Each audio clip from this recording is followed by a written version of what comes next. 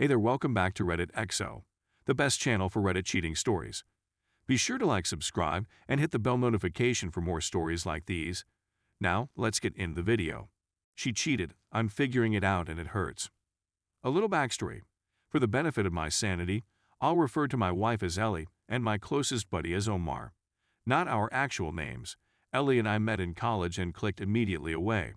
When we first began dating, I wasn't very aggressive. In fact, it was her exhibiting interest and desire in me that caused me to begin to appreciate myself and work through a slew of issues. I was simply a hardworking, geeky, clever person who had never had much success with women. It seemed almost unbelievable to me that someone as intelligent and attractive as her would show as much interest in me as I did in her. We both always been motivated, which led to us both starting our own little enterprises by the time we left college. We moved in together after college and married a year later. We had a pretty solid marriage, in my opinion. We'd been through family tragedies, career problems, and minor and huge arguments, and we'd always managed to work through it all, and I believe it made us stronger. Ellie has always had a broad social circle that included a good number of guys, but I never gave it much attention, since she never did anything that raised red lights because her social events appeared to always be with a large mixed group, and I grew to trust her closest friends. As our 10-year anniversary approached, I decided to bring up the subject of raising a baby. We had chosen early on in our relationship to compromise on the size of our family. I wanted kids, she wanted none, or at most one, so we settled on one. Now, 10 years into our marriage, financially stable, and thinking about how good I thought our relationship was, I broached the subject. I can't help but believe that my actions may have triggered this full line of events. She told me around 3 months ago that she was going out with her buddies to have some fun. She essentially told me she needed to relax, since she was freaked out over my inquiring about having children again. That night, at 4 a.m., she returns, and our bedroom is entirely dark from then on. In our relationship, Ellie has always initiated as often as I have, if not more frequently, and except for brief times when we were traveling, I can't see us ever lasting more than 5 days without any type of intercourse. She begins going out more, protecting her phone, ignoring me, and doing things I've never seen her do before. After about 3-4 weeks of this, I chat to my closest friend, Omar, and he directs me to Reddit, where I begin reading. I eventually feel I need to do something about it, since it's starting to bother me. I don't just want to trust her. I prefer to trust my wife, and I have to trust her. Needless to say, I get my hands on her phone and start checking her calls and messages, feeling like a monster invading her privacy. One of the new folks in her social circle turns out to be an old high school love from before we were together. The more I dug, the more I. Needless to say, I get my hands on her phone and start checking her calls and messages, feeling like a monster invading her privacy. One of the new folks in her social circle turns out to be an old high school love from before we were together. The more I dug, the more I discovered. I suppose the fact that I'd always trusted her entirely made her more relaxed about concealing the affair. I discovered that he had attended that party a month before, and they had spent the whole night catching up and ended up kissing, not even really disguising it from her entire circle of people, and then coincidentally walking to the restroom at the same time. All I'd felt up to this point was a huge pit of uneasiness in my stomach, a part of me attempting to cling on to the idea of the lady I believed I'd married, a sort of self-delusion. But the anger and despair become overpowering, exacerbated by the fact that she seems clueless to my apparent apathy. She didn't realize I'd ceased making romantic gestures. I felt like I was breaking down on the inside. Finally, about a month ago, I decided to catch them in the act, and I told Ellie I was going to see my cousin for the weekend. He lives 3 hours away, but instead I went to stay with Omar, who has been assisting me in recording and copying everything. I waited, and sure enough, she took him to our home and placed him in our bed. I crept inside the home and made my way to our room, and the noises confirmed my suspicions. They were so engrossed in it that they didn't see me standing outside the door, capturing them with my phone. I genuinely felt something inside of me, like if something in my spirit broke so loudly that I could hear it. My veins became ice cold and I couldn't breathe because it felt like a 10-ton anvil had been dumped on my chest. I became numb. Because I only recall sections of the following few minutes, I can only tell you what Omar claims occurred in this section. According to Omar, whom I had brought as a witness, I came over to them, yanked the man off the bed, and Omar yanked me off of him. I recall Omar pinning me to the ground.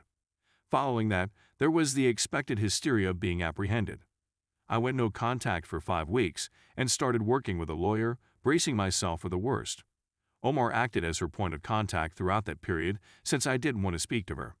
Ellie called my folks to inform them that we were having troubles. We met and chatted after 5 weeks of NC. She was sorry and said it wasn't my fault since it was all her blame, her responsibility, and her choices. We decided to seek marital therapy to see if there was anything salvageable.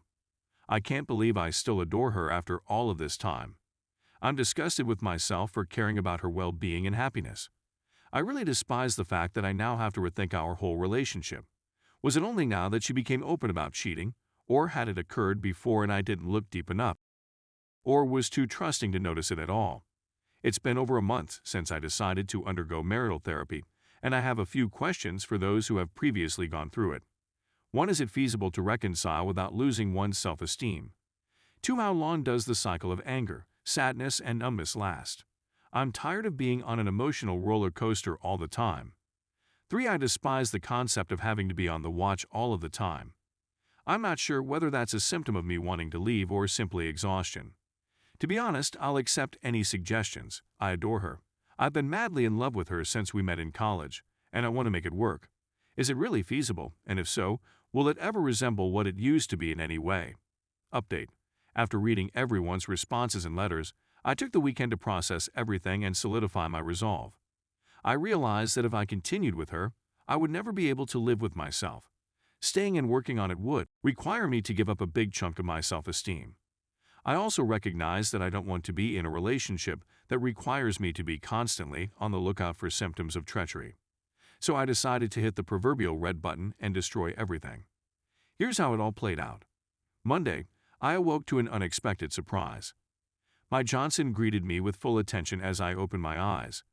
Guys, I can't tell you how surprised I was, given that I hadn't had morning wood since learning about Ella's affair. My body seemed to be screaming, hell yes, we're going to get this done today and be done, ready for something fresh. I literally laughed so hard when I saw it that Omar and his wife came to check on me, fearing I was having a nervous breakdown. I woke up, dressed, and phoned Ella's father to tell him we needed to chat. I met him approximately an hour before our main event. I was shocked at how calm I was the whole trip there. Deep down, I could still sense an ocean of feelings, but on the surface, I didn't feel anything. We sat together at a little mom-and-pop breakfast joined near his home. Ella's father is a wonderful guy, cheerful and witty, but most importantly, he is calm. I complimented him for how he and his wife had treated me over the years and apologized for having to have this conversation with him. He listened carefully, but when I told him why I was divorcing his daughter, he got his head. I could see he was embarrassed and furious, not at me, but at Ellie. He said he understood, and I requested him not to tell Ellie since I was going to tell her in 1 hour. He nodded, we shook hands, and he warned me to be careful. I hated having to break his perception of her. I questioned whether I should have asked him to care for her, but I suppressed that inclination because, first and foremost, he is her father, and of course he would care for her. But it is also no longer my responsibility to care for her. She is a big girl. I next proceeded to our MC session, which was on our schedule. I had spent all day Sunday preparing what I would say to her and how I would say it. For the following several hours, I intended to effectively emotion-proof my actions and words. I sat in the parking lot for 10 minutes, simply praying. I hadn't felt like I wanted or could do anything since it all began. Ellie was wearing one of the gowns I liked seeing her in when we sat down for MC, and for a few seconds I forgot everything, but then the visceral disdain and contempt I felt forced the desire entirely out. I let the counselor get things started, as I had done in prior sessions, and after approximately 10 minutes of her and Ellie conversing, I cut her off. Here's how it went, myself, excuse me, but I have a few things to say to Ellie that I wanted to be able to express here, with a neutral third party. If I am interrupted at any moment, I will just leave and that will be the end of it. Ellie, I realized I don't need to know whether this was your first time cheating. It makes no difference. I don't need to know how long it lasted. It makes no difference. I don't care how many times you cheated. It makes no difference. I'm not interested in finding out why. Even if there was an excellent explanation, a flawless one, it would be irrelevant. It doesn't matter what you did. What matters is that you did it. I now understand that the only facts that count are those that are true. You would never have children with me. At this point, Ellie opens her mouth to intervene, but I start heading to the door, so she instantly backs off. You were going to drag me along for as long as it took. You had to cheat on me sooner or later. At this point, the tears began to flow for her. You do not respect or love me. The counselor seems to be ready to intervene, and I reply by taking another step towards the door, which stops that. My lawyer is filing for divorce as we sit here, and your father knows the complete truth of what has been going on as of about an hour ago. Please do not contact me. Lawyers will be the only people with whom we shall contact from now on. These are the final words we'll ever say. Bye-bye. I took the last few steps to the door and exited. As soon as I shut the door, I heard a howl that would haunt people's nightmares. She ran out of the office, chasing me and trying to stop me, telling me how sorry she is, how we can have a family, and to give her a second opportunity while crying uncontrollably. I pushed by her, got in my vehicle, and drove away. That ocean of emotions that had been silently lurking behind it all began to roil at this point, and I was barely keeping it in. I went to my parents' home and sent Ellis, closest friends, spouses the text message I had prepared. My father was at the shop when I arrived home, but my mother could tell I wasn't feeling well. She has always been able to read me like a book. I told her I wanted to tell her and her father something important. So we sat and waited. I'd like to thank Responsible Mode 114 for contacting me at this stage. We spoke, and he really calmed me down. Dad came around 30 minutes later. I let it all out.